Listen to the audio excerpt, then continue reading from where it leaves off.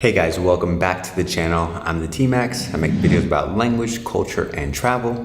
And I've been learning so much Portuguese recently, and I have a few complaints.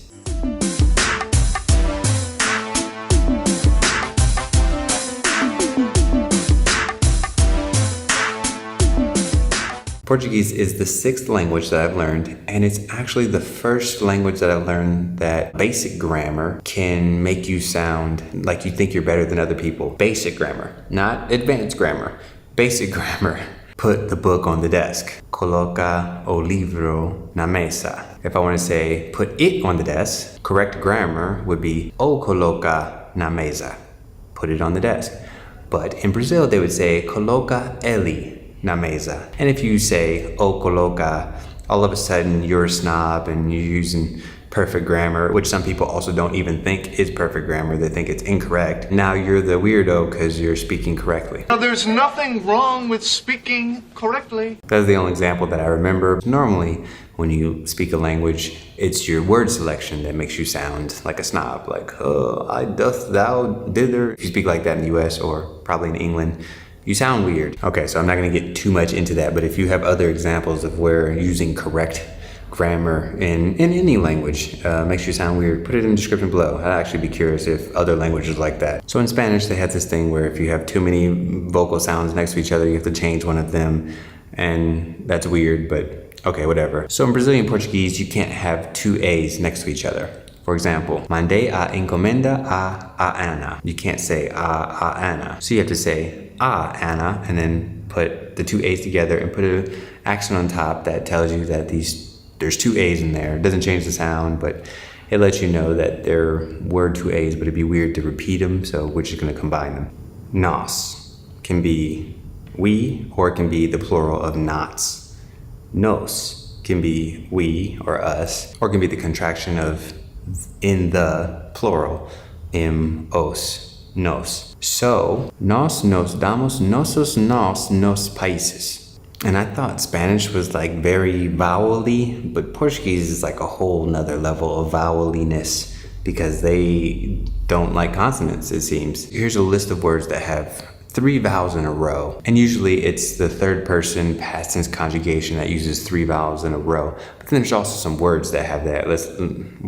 I'm gonna read them. Doi, fiquei, veio, liguei, enviei, caiu, ideia, reunião, queijo, traçoeiro, artificiais. That one's 4 vowels. Oh no, that's only 3. And then now I'm at the point where I'm learning subjunctive. This is how you know you're getting to a level of the language where you're getting good, but now everything you're gonna learn is gonna be confusing and make you hate the language a little bit, just for a moment. Okay, I feel better about the language now. But yeah, learning subjunctive is tough. And there's like 6 subjunctives in Portuguese. There's subjunctives that don't exist in other languages. Even Spanish speakers are complaining about the subjunctive in Portuguese, which is funny to me because I was complaining about the subjunctive in Spanish before. Yeah, I totally get, like, to express doubt, opinion, or whatever, you gotta use this. But it's really strange when just changing an article makes it subjunctive. Like, in my mind, the meaning, it does not move so much that I need to change the entire verb. For example, quero o bolo que tem chocolate.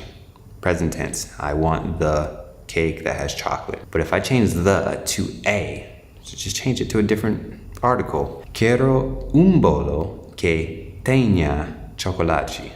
I have to change the entire verb structure just because I went from the to a. That is mind-blowing. And this is present tense subjunctive. You have to do this in all the tenses and it gets really complicated. So if you have this word que or que after an impersonal expression, you have to change the entire verb structure even though the meaning doesn't change. For example, provavelmente ela não se sente bem em casa. All present tense. Probably she doesn't feel good at home. If I say the same expression using é provável que ela não se sinta bem aqui em casa. It's the same exact meaning, but because I have this word que or key, the whole verb structure just changed. And it's like, why? What, why? Why?